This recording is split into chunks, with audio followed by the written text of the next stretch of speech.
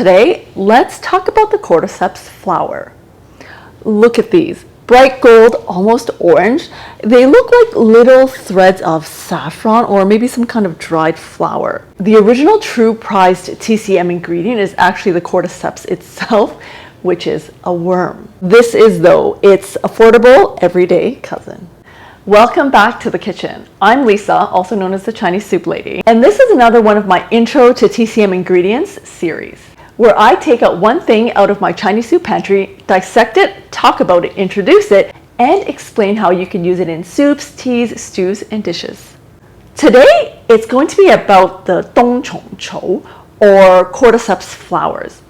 By the end of this, you'll really know what it is, how it's different from the pricey original Cordyceps, the worm, why we use it, what it's used for in TCM, the actions, the natures, the properties, how to cook it, how to store it, how to buy it, and how you can enjoy it.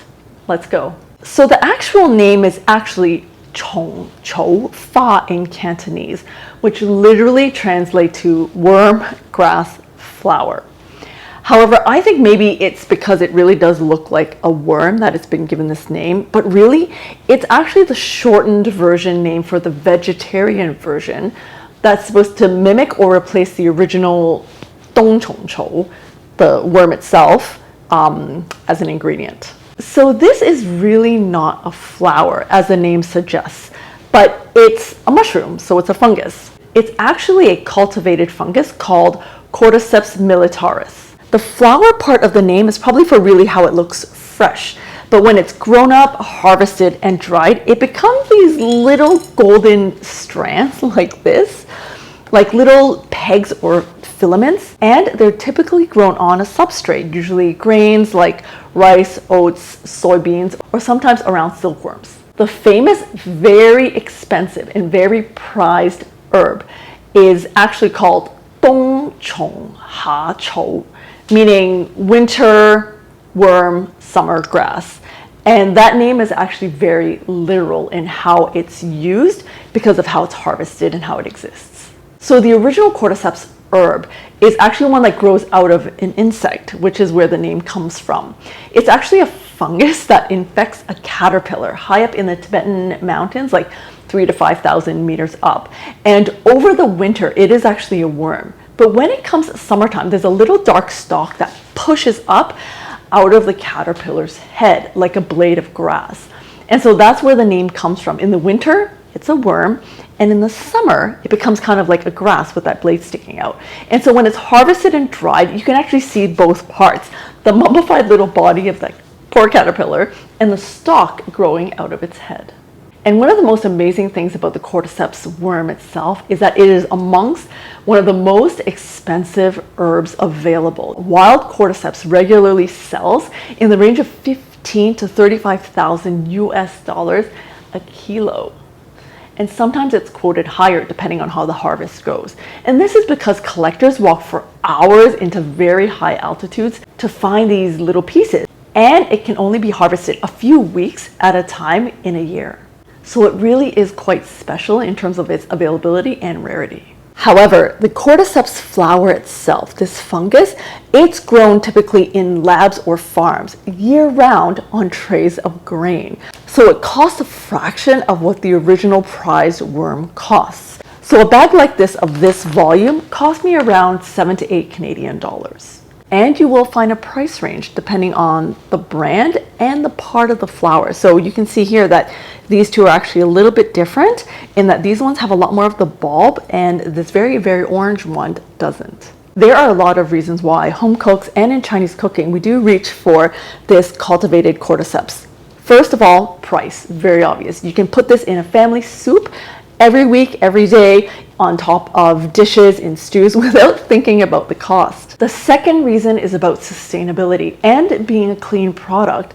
The wild ones are ecologically fragile, especially now that they're being over-harvested because of how rare and special they are. And you know, the Chinese, we love stuff that's rare because with rare comes price. So these farmed ones are definitely in a more controlled environment. The batches are more consistent and they offer the vegetarian as well. The third is that it's gentler, and this really matters in the kitchen. In this flour is really considered a milder, more everyday version, something that you can definitely use for cooking and soups. The worm itself is actually typically used in tonics. It's much stronger and more precious in that sense. And so this flour version is really what we would consider food as medicine, that everyday food therapy. And finally, the last one, which I feel is probably the most important, is that part of this is based on research and what I'm taught as a practitioner, is that the Cordyceps worm itself has 28 active ingredients. However, the Cordyceps flour, this one, has 26 active ingredients. So it's actually really not that far off. And this ingredient is really known to tonify kidneys, especially kidney deficiencies. It will help you maintain your vitality, help with spontaneous sweating, strengthen hair and bones, benefit the lungs in helping with chronic coughs. It's definitely used for recovery after illness and supporting fatigue. The best part of this flour is that it's neutral in nature, very gentle, at most very mildly warming. With it being neutral, it's a big part of why it suits so many people, and it suits both cooling or warming soups and teas. It's sweet in flavor and targets the lung and kidneys. However, I would be cautious if you've got an acute cold or flu, and because it is meant to be a little more tonifying. And I've talked about this before, when you've got an active pathogen that's sitting really on the surface level, what you want to do really is dispel it or sweat it out. So this is where your ginger and your green onion whites would be perfect, and not something more tonifying like the Cordyceps. And also pay attention if you're allergic to mushrooms.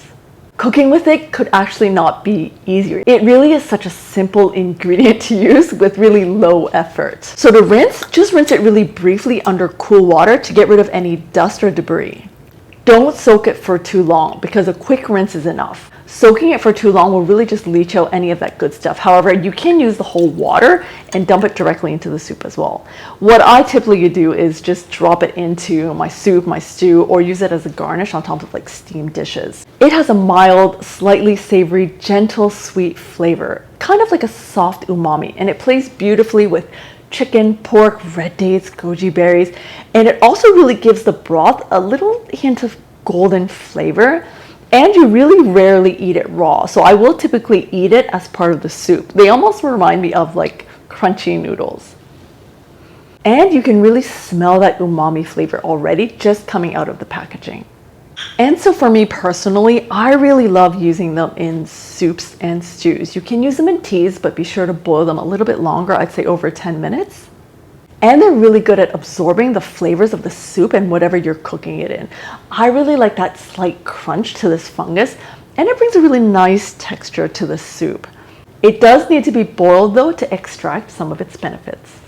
All right, where to buy them and how to buy them. I got this one from T&T, and most Asian supermarkets, bigger chains, will stock a very generic, typical brand like this. And this is the one where it's actually a little more orange. This is what they look like. And you'll notice that they actually don't have that bulb. That's very telling of the original Cordyceps flour. You can find other types at specialty herbal shops. And so this is the one that I got.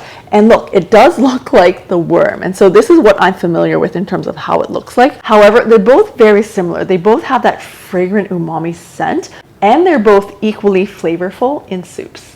What you're looking for is color, a really natural golden orange. So this one's definitely a lot more orange than this one. Be suspicious if the strands are shockingly uniform. You really do want them looking like random. And so there are products that are known to be dyed or fake. So their natural color really does look like this. They should also feel pretty dry and brittle, but not to the point where it breaks. And so what you'll see is, like for these ones, for example, see they're a little supple and they can bend. This is what we're kind of looking for that dryness. They should also smell umami and not have a really musty scent to them. That's important. And so for the dried Cordyceps flowers themselves, like the fungus, they should look long and stringy and not try to imitate the Cordyceps worm itself with like a little piece of grass popping out of its head. So this is really what you're looking for in terms of consistency as well as shape, size, and color for genuine Cordyceps flower, the mushroom. And then how to store them. Like most of the dried herbs in my pantry Anything that's airtight in a container, could be in a bag, somewhere cool, dark, and dry. Definitely away from heat, moisture, and light. And if you really want to keep them long term, these actually do really well in the fridge or in the freezer in a sealed bag. So that's Cordyceps flower. It's not a flower, it's not a worm. It's a gentle golden mushroom that turns an ordinary pot into something a little more nourishing in the way that traditional Chinese medicine understands nourishing the body through food. I personally definitely use them more in soups, stews, and dishes, the savory side rather than the sweet herbal teas, but you can definitely use them in teas as well. You can also download the starter's guide on how to get started in making Chinese soups and teas. If you've used this ingredient before, I would love to hear your recipes.